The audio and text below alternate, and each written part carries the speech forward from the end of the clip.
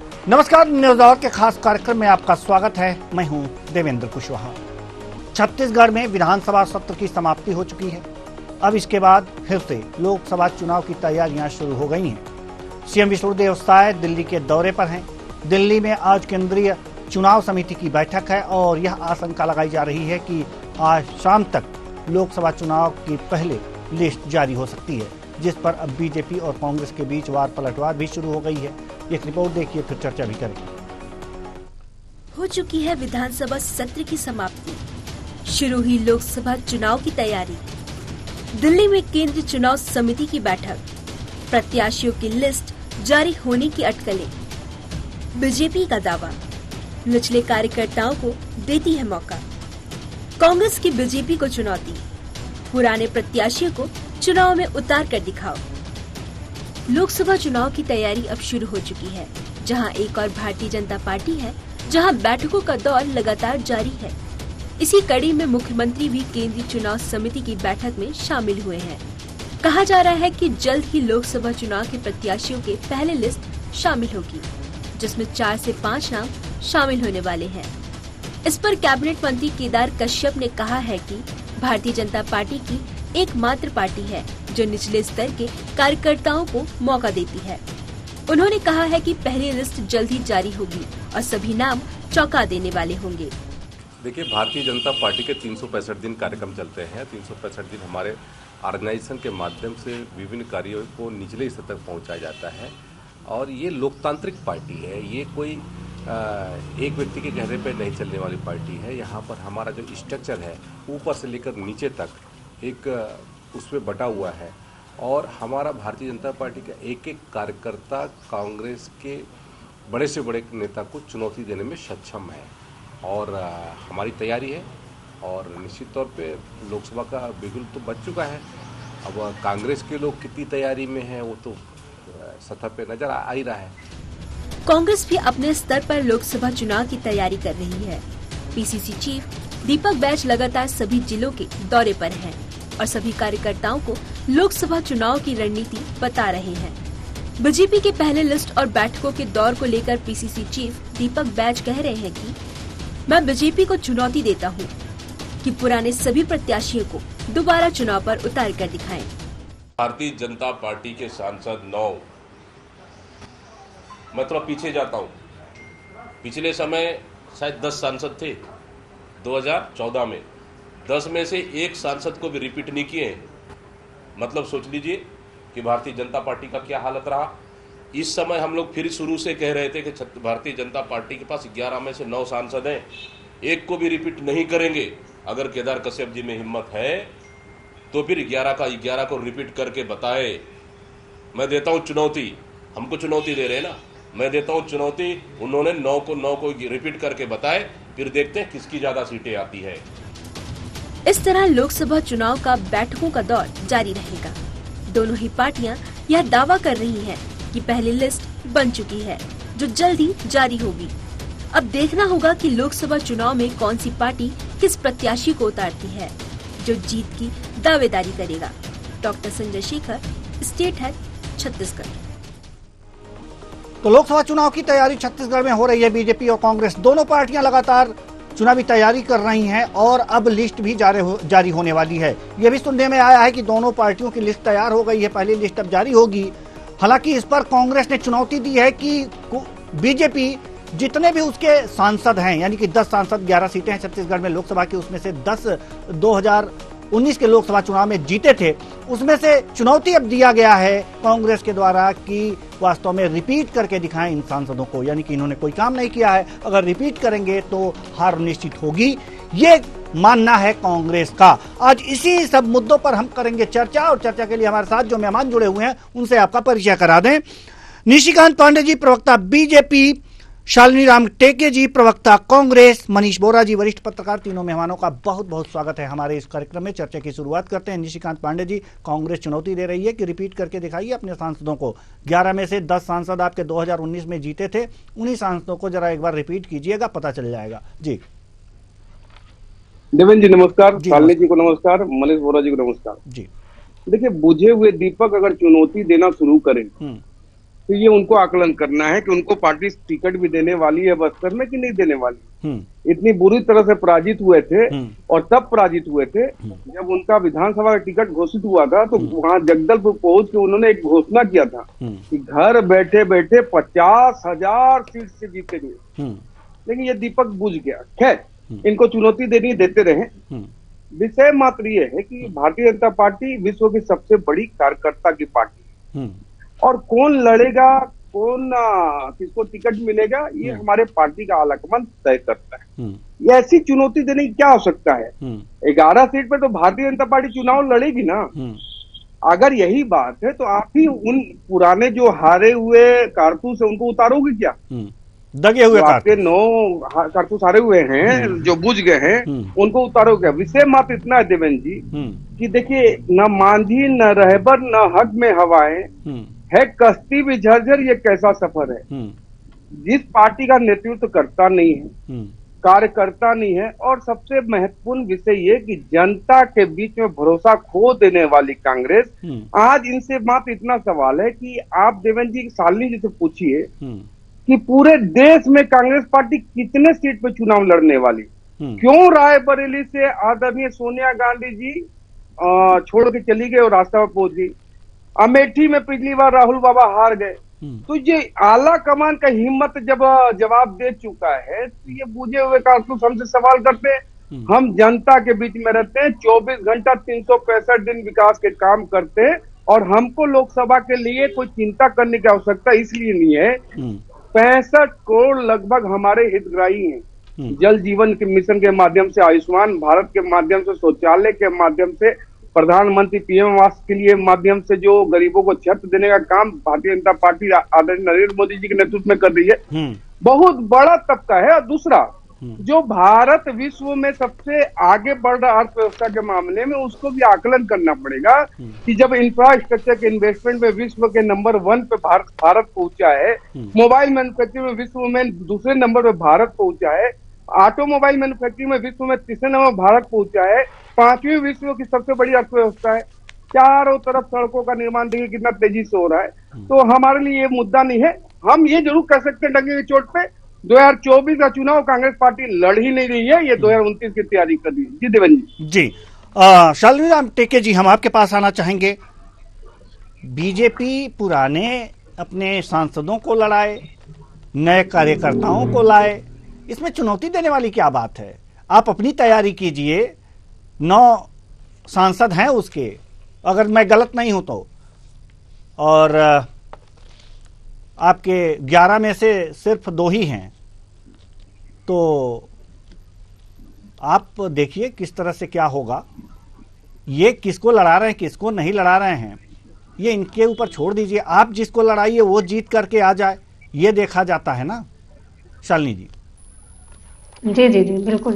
अब चुनौती दे दिया तो दे दिया। अब उनका भी यही कहना है कि जो पिछले बार के हैं उनको मौका न देकर नए चेहरों को मौका दे रही है। यही आरोप प्रत्यारोप तो बीजेपी भी करती रही है कांग्रेस के ऊपर कि आप तो हमेशा नए चेहरों को मौका देते हैं। तो अब जब उनकी बारी आई है, उनसे सवाल किया जा रहा है कि पुराने जो जितने नेता हैं, सांसद हैं, उनको उतारिए, तो इन लोग भड़क जा रहे हैं, इसको चुनौती कह रहे हैं। तो ठीक है, चुनौती दिया है तो आप करके दिखाइए। आप हमेशा ये कहते हैं कि नए लोगों को मौका देते हैं। कांग्रेस की भी लिस्ट अब 1-2 दिनों में जारी हो ही जाएगी। और ये राष्ट्रीय मुद्दों पर होने वाला चुनाव है भाई, ये राज्य मुद्दों पर नहीं। आपने तो राज्य के लिए भी जितने वादे किए थे वो भी पूरे नहीं हो पाए हैं। अब लोकसभा चुनाव आ गया, विधानसभा के समय कितने सारे वादे हुए थे, उन वादों में से एक भी पूरा हुआ नहीं। 5 साल आपने पीएससी घोटाला किया, उस पे क्या किया? आपने 5 साल शराब घोटाला कहा, उस पे क्या किया? कुछ भी नहीं कर पाए। तो आप राज्य के मुद्दों को छोड़ दीजिए, तो राष्ट्रीय मुद्दों पे होने वाला चुनाव है, तो जनता को तय करने दीजिए, आला कमान को तय करने दीजिए। तो राष्ट्रीय मुद्दे पे फेल है क्या कांग्रेस? 2019 के लोकसभा चुनाव को लेकर के अगर जो देखा जाए तो यही लगता है, क्योंकि 2018 में जो विधानसभा चुनाव हुए थे उसमें कांग्रेस को सफलता मिली थी और 5 साल सरकार में भी रहे।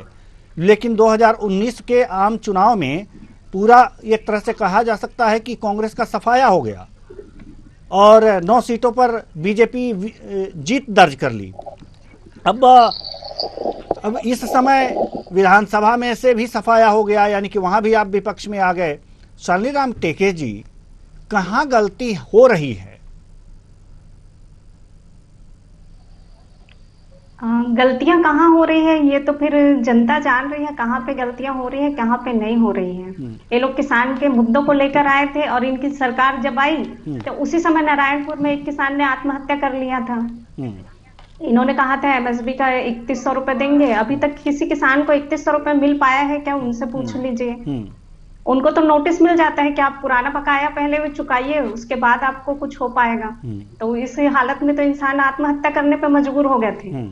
चलिए ठीक है, मनीष बोरा जी। रही बात अब इन्हीं के सांसद छात्रों को गुंडा प्रवृत्ति कहते हैं। जब छात्र उनसे न्याय मांगने जाते हैं, अपने हक की बात करने जाते हैं, छात्रवृत्ति की बात करने जाते हैं, भर्ती की बात करने जाते हैं, तो इनके सांसद कह देते हैं आप तो गुंडा हैं जी, आपने हम पर धावा बोल दिया है। और बहुत बड़ा मुद्दा बना था ये, तो छात्र शायद उस चीजों को भी नहीं भूले हैं। तो देखते हैं आगे चुनाव में क्या होता है। चलिए ठीक है, देखेंगे कि चुनाव में आगे क्या होता है। मनीष बोरा जी, हम आपके पास आना चाहेंगे। लगातार ये जो कांग्रेस ने चुनौती दी है कि आप पुराने अपने जो सांसद हैं उनको उतार करके तो देखिए, तो क्या यह चुनौती में एक राजनीति छुपी हुई है कि अगर जो ये इस चुनौती को स्वीकार कर लेते हैं तो वास्तव में एक बड़ी सफलता उनके हाथ लग जाएगी, क्योंकि एंटी इनकम्बेंसी काम कर जाएगी और हो सकता है कि कांग्रेस की सीटें वहां पर बढ़ जाएं? क्या लगता है इस चुनौती को देख करके? देखिए, कांग्रेस जो बात कह रही है कि आप पुराने लोगों को लड़ा कर देखिए, तो किनको लड़ाना किनको नहीं लड़ाना ये तो पार्टी तय करती है। लेकिन हाँ, ये बात कहकर कांग्रेस चुनौती जरूर दे रही है कि आप पुराने लोगों को लड़ा कर देखिए, उसके बाद आपको पता चलेगा क्या रिजल्ट आता है। और दूसरी चीज आपने कही कि एंटी इनकम्बेंसी, तो एंटी इनकम्बेंसी जैसी कोई चीज मुझे अभी तो नजर नहीं आती। सांसदों से कुछ व्यक्तिगत हो सकता है, लेकिन एंटी इनकम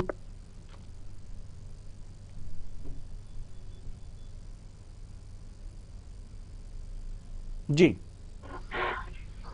जारी रखिए। हेलो जी। तो एंटी इनकम्बेंसी जैसी कोई चीज अभी तो जब भी कुछ सांसदों को लेकर के नाराजगी जरूर हो सकती है जनता के बीच में, लेकिन केंद्र सरकार को लेकर या केंद्र सरकार की योजनाओं को लेकर या केंद्र सरकार के कार्यों को लेकर के कोई नाराजगी हो ऐसा नजर नहीं आता। और सांसदों को व्यक्तिगत कहीं कहीं नाराजगी हो सकती है, लेकिन वो भी बहुत ज्यादा मुझे नजर नहीं आती, क्योंकि जो भी स्थितियां हम देख रहे हैं आज के देश में, छत्तीसगढ़ में कांग्रेस के पास खोने के लिए तो अब कुछ बचा नहीं है। जो है वो 2 सीटों पर है, अब उससे भी चली जाएगी, उसके बाद उस पर कुछ बचेगा। लेकिन भारतीय जनता पार्टी जो है उसके पास भी जो स्थितियां हैं, आज 9 सीटों पर वो बैठी हुई है, तो उसको 2 सीटें अब जो टारगेट दिया जा रहा है कि पूरी 11 की 11 सीटें हमको जीतना है, तो वो स्थितियां बनाने के लिए भारतीय जनता पार्टी को निश्चित रूप से यहाँ पर मेहनत करनी होगी। और उसको लग रहा है कि केंद्रीय नेतृत्व जो है भाजपा का, वो इस दिशा में लगातार प्रयास तो कर रहा है। लेकिन जो बात एंटी इनकम्बेंसी को लेकर के या प्रत्याशियों को रिपीट करने को लेकर के, जैसे पिछले बार भाजपा ने किया था कि सारे के सारे 11 के 11 कैंडिडेट बदल दिए थे, तो इस बार ऐसी स्थिति मुझे नहीं लगता कि होगी। हो सकता है कुछ लोगों को बदला जाए, कुछ को रखा जाए और उस हिसाब से कॉम्बिनेशन बना करके भाजपा जो है यहाँ पर चुनाव लड़ सकती है। जी हम आना चाहेंगे निशिकांत पांडे जी के पास। निशिकांत पांडे जी, सवाल यहाँ पर यह है कि ये भी खबरें आ रही हैं बीजेपी की तरफ से कि चौंकाने वाले प्रत्याशी सामने आएंगे, प्रत्याशियों के नाम चौंकाने वाले होंगे, तो क्या माना जाए कि नए प्रत्याशी ही आएंगे? चुनौती स्वीकार नहीं है? बिल्कुल देवन जी, अभी बहुत जल्दी लिस्ट आ जाएगी और प्रत्याशी आपके समक्ष भी आ जाएंगे।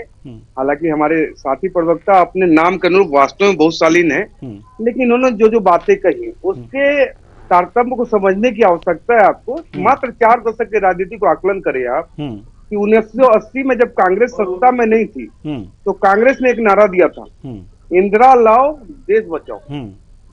97-98 में जब इनकी सत्ता नहीं थी तो सोनिया जी ने एक नारा दिया था, सोनिया लाओ कांग्रेस बचाओ। आज स्थिति ये है कि इनको उम्मीदवार कहीं नहीं मिल रहे।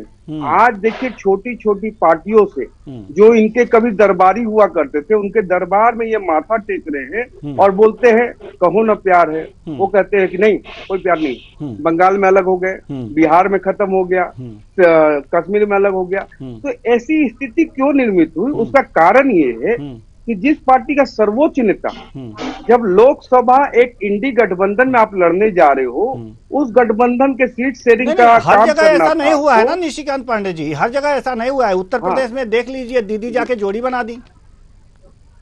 नहीं, उत्तर प्रदेश में पहले भी जोड़ी बनी थी, भैया और बबुआ की जोड़ी बनी हुई थी। परिणाम आपके समक्ष है। देखिए, उत्तर प्रदेश ही नहीं, पूरा प्रदेश की बात कर रहा हूँ। और मात्र मैं आपको 4 स्टेट का आंकड़ा दे रहा हूँ कि केरल, तमिलनाडु, आंध्र प्रदेश और पंजाब में हमने अभी तक बहुत अच्छा नहीं किया है।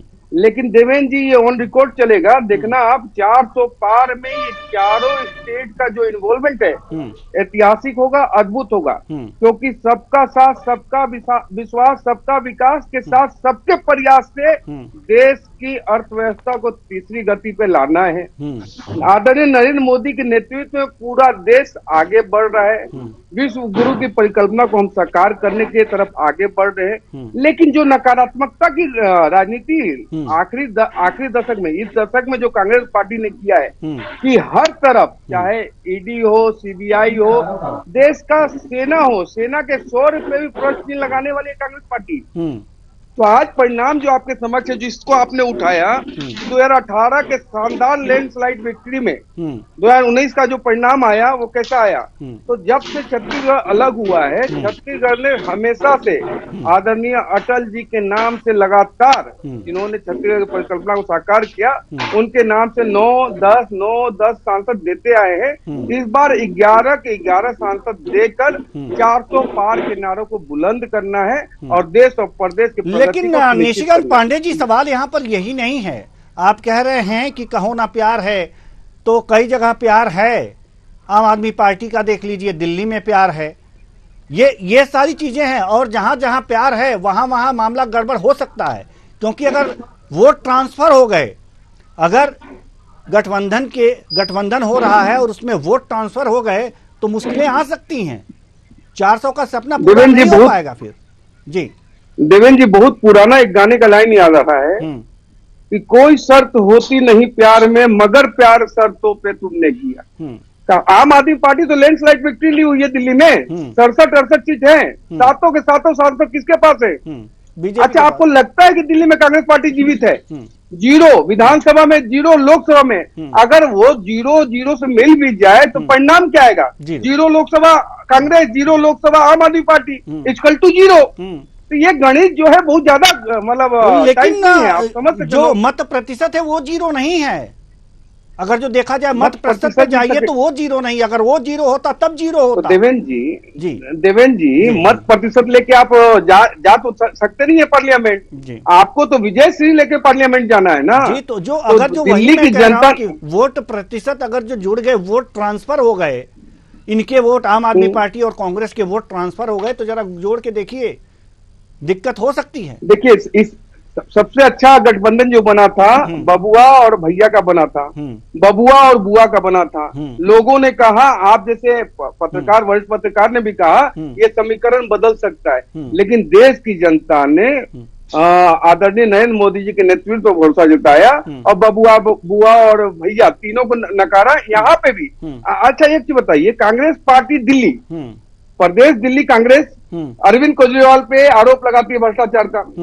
अरविंद केजरीवाल छत्तीसगढ़ आते हैं, भूपेश बघेल की सरकार पे आरोप लगाते हैं भ्रष्टाचार का। आप बताइए, ये कॉन्फ्लिक्ट नहीं है? सबसे बड़ा भ्रष्टाचारी पार्टी कहने वाला आम आदमी पार्टी कांग्रेस को, कांग्रेस के खिलाफ खड़ा होने वाला आम आदमी पार्टी जन्मा, उसने दिल्ली से सत्ता छीनी, पंजाब से सत्ता छीनी। क्या दिल्ली के कार्यकर्ता और पंजाब के कार्यकर्ता भूल जाएंगे कांग्रेस के? संभव नहीं है। और 2+2 हमेशा राजनीति में 4 नहीं होता, 5 भी होगा, 22 भी हो सकता है। जी देवेंद्र जी। तो शालिनी राम टेके जी, निशिकांत पांडे जी का भी तर्क बिल्कुल भी सही है। क्या कहेंगे आप? तय करेगी ना, आप अपना आकलन मत लगाइए, क्योंकि सही समय का इंतजार कर लीजिए, वो जनता जवाब देगी। और गठबंधन पे थोड़ा सा ध्यान दे दीजिए। अगर गठबंधन हो गया ना, तो आप जो इतनी बड़ी बड़ी जो बातें कर रहे हैं ना, वो भी हवाई वाले हो जाएंगे। और लेकिन यही तो मैं बोला, गठबंधन नहीं हो रहा ना। अरे होगा भाई, होगा। अभी समय है, 1 महीने का समय है, धीरज रखिए। और गठबंधन होना होगा तो चुनाव बाद भी हो जाएगा, ऐसा भी है। जी हाँ जी। लेकिन चलिए,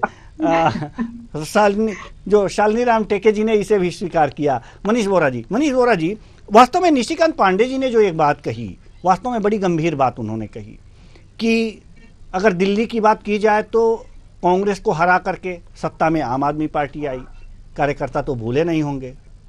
पूरा एकदम से क्लीन स्वीप, यानी कि झाड़ू ही नहीं लगाया कांग्रेस के वोट पे, पूरा एक वैक्यूम क्लीनर लेकर के चली और साफ कर दी। ऐसे में कार्यकर्ता इतनी करारी हार तो भूलेंगे नहीं। ऐसे में अगर जो ये गठबंधन हुआ भी है तो और भी कई जगह अगर जो गठबंधन हो रहा है तो ऐसे में क्या वोट ट्रांसफर हो जाएंगे, संदेह तो होता है। देखिए, निश्चित रूप से आपने जो कहा कि वोट ट्रांसफर होंगे कि नहीं होंगे, दूसरी महत्वपूर्ण चीज ये हुई कि जो विधानसभा चुनाव में हुआ उसको कार्यकर्ता क्या भूलेंगे कि नहीं। देखिए, ये राजनीति है, राजनीति में कब कौन किसका दुश्मन होगा, कब कौन किसका दोस्त होगा, ये कहा नहीं जा सकता। आज के दुश्मन कल के दोस्त हो जाते हैं, दो दुश्मन दोस्त होके दोस्त के खिलाफ खड़े जाते हैं। तो ये राजनीति सर, इसमें ये सब चलते रहता है, इसको हम कतई नहीं कह सकते। अब सवाल ये है कि आप जब चुनाव लड़ रहे हैं और गठबंधन के रूप में चुनाव लड़ रहे हैं तो वहां पर कितनी ईमानदारी से आप काम कर रहे हैं, इस पर डिपेंड करेगा कि क्या आपको परिणाम मिलते हैं। 0-0 की बात कर रहे थे निशिकांत जी, तो कई बार ऐसा होता है निशिकांत जी, 0 के आगे कभी कभी 1 भी लग जाता है, तो 1 लगने से 10 भी हो जाता है। तो केवल 0-0-0 नहीं होता, 0 के आगे कभी 1 लग जाए तो 10 भी हो जाता है। इस बात को भी समझना होगा। तो इसके साथ ये महत्वपूर्ण चीज ये है कि यदि इस तरीके का बेमेल, इसको कहा जा सकता है बेमेल गठबंधन जिसको बोलते हैं, किसी पार्टी के साथ में आपने कहीं पर आप विरोध कर रहे हैं उसका, कहीं पर आप उसके समर्थन में खड़े हैं, तो ऐसे बेमेल गठबंधन तो राजनीति में बहुत सारे देखने को मिलते हैं। अभी आप हाल ही में बिहार का गठबंधन देख लीजिए कैसा हुआ। यही भारतीय जनता पार्टी जो कल तक नीतीश कुमार के खिलाफ थी, वो आज नीतीश कुमार के साथ में खड़ी है। तो ये राजनीति है, इसमें सब होते रहता है, इसको कतई नहीं देखा। लेकिन हाँ, जनता है, जनता सब कुछ जानती है, सब कुछ समझती है और समय आने पर अपना मत दे करके इजहार भी करती है कि आपने जो किया वो सही किया कि गलत किया। चलिए, निशिकांत जी कुछ कहना चाह रहे थे। देखिए, जो बोरा जी ने कहा बिल्कुल सही बात कही। देखिए, 0 पे हम भी हैं, हमने उसको पहले उत्कृष्ट किया कि केरल में, तमिलनाडु में, आंध्र प्रदेश में, हमारा पंजाब में बहुत ज्यादा इम्पैक्ट नहीं रहा। 2014 में, 2019 में, बंगाल में भी देखिए 42 में हम 18 सीट पे हैं। लेकिन इस बार अद्भुत होगा, शानदार होगा और ये 400 पार का आंकड़ा हम पार करेंगे। रही बात, देखिए विधानसभा के अनुपात में अगर लोकसभा का चुनाव देखना है तो छत्तीसगढ़ भी हमारे थे 18 में, दिल्ली में हमारी करारी हार हुई थी, बंगाल में हम नहीं थे उस समय, 77 सीट पे नहीं थे, 3 सीट पे थे। 3 सीट के बाद हम बंगाल में आए थे तो 18 सीट लेके आए थे। अभी तो 77 सीट हमारा वहां बंगाल में भी है। तो भारतीय जनता पार्टी का जो एक एक कार्यकर्ता है, देखिए भारतीय जनता पार्टी एक वर्किंग प्रणाली को अगर आप समझेंगे ना तो हमको जीत का मंत्र मालूम है। उसका एक ही मंत्र है, परिश्रम, परिश्रम और परिश्रम। हम केंद्र सरकार की योजनाओं को लेके हितग्राहियों से मिल रहे हैं, लगातार उसकी चर्चा कर रहे हैं। प्रदेश सरकार की जो योजनाओं की शालिनी जी ने बात की कि अभी तो कोई भी योजना धरातल पे नहीं आई, 2 वर्ष का बोनस हमने अकाउंट में दे दिया है। महतारी वंदन के 70 लाख से ज्यादा फॉर्म आ चुके हैं। 21 क्विंटल खरीदी कर चुके हैं, 3100 रुपए की राशि बहुत जल्दी शीघ्र दे देने वाले हैं हम। तो ये सारी चल रही है। लेकिन आप क्या है कि राजनीति से दूर होके अभी अपने जो गम को है भुलाने की कोशिश करो, तो जानकारी नहीं आप लोगों के पास।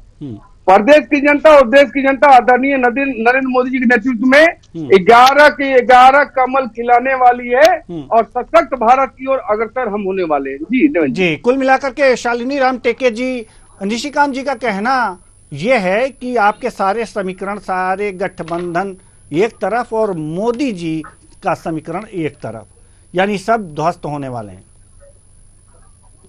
वो तो समय बताएगा, अभी तो चुनाव के लिए 1 महीना टाइम है ना, वो तो समय बताएगा। अगर ये इतनी ही मजबूत पार्टी होती तो कांग्रेस के लोगों को अपनी ओर क्यों मिलाती, बताइए। ये तो एक सोचने वाला बात है ना। जनता ये भी तो देख रही है। लेकिन ये भी तो है कि जो आपके लोग हैं उधर ही क्यों जा रहे हैं, खुद मुकाबला करते, जीत करके आते, आपका हाथ मजबूत। ये तो उनको पता हो, ये तो उनको पता होना चाहिए ना कि क्यों जा रहे हैं। नहीं, हमारे घर से अगर जो कोई रुष्ट होके जाएगा, नहीं हमारे घर से अगर जो कोई रुष्ट होके जाएगा तो मुझे भी तो जानना चाहिए कि उसके इस फैसले का क्या कारण है। बार बार उन्हीं को कॉल क्यों जाता है, बार बार कांग्रेसियों को ही फोन क्यों किया जाता है कि आप हमारी पार्टी में आ जाइए, आपको ये पद दिया जाएगा, आपको वो पद दिया जाएगा, अगर आप हमारे पार्टी को ज्वाइन नहीं करते हैं तो आपके ऊपर ईडी सीडी सब चीजें बैठा दी जाएंगे। और वही हो रहा है। और ये जो बात कर रहे हैं कि हम धलातल पे काम कर रहे हैं, हमने ये दिया, हमने वो दिया, ये सिर्फ पेपर में प्रिंट आउट दिखाने के लिए है सर। अगर हम लोगों के बीच में जाते हैं ना तो जनता फिर भी नाराज है आपसे। आप तो पूरे विश्व को विश्व गुरु बनाने की बात कर रहे हैं, आप तो राज्य के लोगों को ही खुश नहीं कर पाए हैं। आज आप स्टूडेंट के बीच में जाइए, वो आपसे नाराज है जी। हमारे पास समय कम है, वो आपसे नाराज है। राम टेके जी, हमारे पास समय कम है। निशिकांत जी कुछ कहना चाहते हैं, जल्दी से कहिए। मनीष बोरा जी के पास भी जाना है, जल्दी से जी। छात्रों की बात कर रहे थे शालिनी जी, प्रदेश में पहली बार ऐसा हुआ कि छात्र निर्वस्त हो गए हमारे प्रदेश में। आपको शर्म नहीं आई होगी, हमारे लिए बहुत कलंकित दिन था, पूरे विश्व में छत्तीसगढ़ का नाम खराब हुआ था। दूसरी बात कि आपके नेता छोड़ के जा रहे हैं, हमारे नेता भी छोड़ के गए थे, नंद कुमार साय जी। हमने कभी नहीं कहा कि वो डरे हुए थे, बिके हुए थे, बायस थे, ऐसा कभी नहीं कहा। उनकी मर्जी, ये आपका आकलन है। आपको लगता है कि ये आपके विधायक या सांसद बिकाऊ हैं, तो ऐसे लोगों को जनप्रतिनिधि बनाते क्यों हैं जिसको आप बिकाऊ समझते हो? मेरा तो एक भी नेता या विधायक कोई बिकाऊ नहीं है। वो अपने पार्टी के प्रति समर्पित रहता है आखिरी दम तक। 10 सेकंड लूंगा। मोदी जी और अमित शाह जी को आप लोगों ने इतना प्रताड़ित किया, क्या हुआ? निखर के सामने आए, देश का नेतृत्व कर रहे हैं। तो दम होना चाहिए आपको, अपने पार्टी के संकल्प के साथ रहना चाहिए। ऐसे आप बोल देंगे कि बिक गया या डर गया, ऐसा नहीं होना चाहिए। बात तो आप करिए, ऐसा बोल के आप अपनी पार्टी का लोगों को, वो तो आप अपनी पार्टी के लोगों का मनोबल तोड़ रहे, ऐसा बोल के। आप जो बोल रहे हैं ना कि सबसे मजबूत पार्टी है, कितने परिणाम देखेंगे आप? कितने परिणाम देखना चाहते हैं? अभी तो परिणाम आए ना 23 में। हो जाने दीजिए, एक बार गठबंधन हो जाने दीजिए सर, परिणाम तो आपको जनता बताएगी। अभी भी आप गठबंधन में पड़े हुए हैं। राज्य को तो आप राज्य को नहीं संभाल पा रहे हैं और आप विश्व गुरु की बातें करते हैं। चलिए ठीक है, हम आपके पास आएंगे। मनीष बोरा जी जल्दी से, हमारे पास समय बिल्कुल भी नहीं है, लेकिन आपका एक उत्तर आपसे जरूर चाहेंगे हम कि वास्तव में क्या अभी भी इस समय मोदी फैक्टर अलग और बाकी सारे फैक्टर अलग, फिर भी मोदी भारी पड़ेंगे, ऐसा लगता है आपको?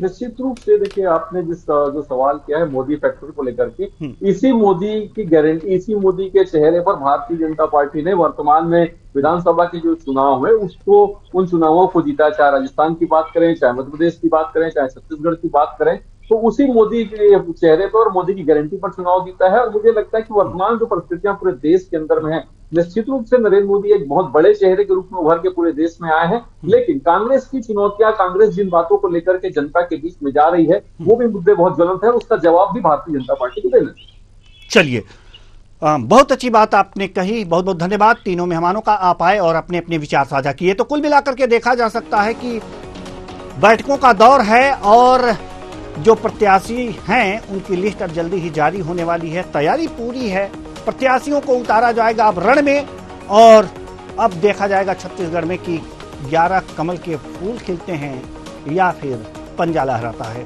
ये देखने वाली बात होगी, लेकिन अपने अपने दावे हैं, अपने अपने वादे हैं। अब किनके दावों पर और किनके वादों पर जनता विश्वास करती है, किनके दावे सही साबित होते हैं, ये तो देखने वाली बात होगी। फिलहाल इस कार्यक्रम में इतना ही, मुझे दीजिए इजाजत, नमस्कार।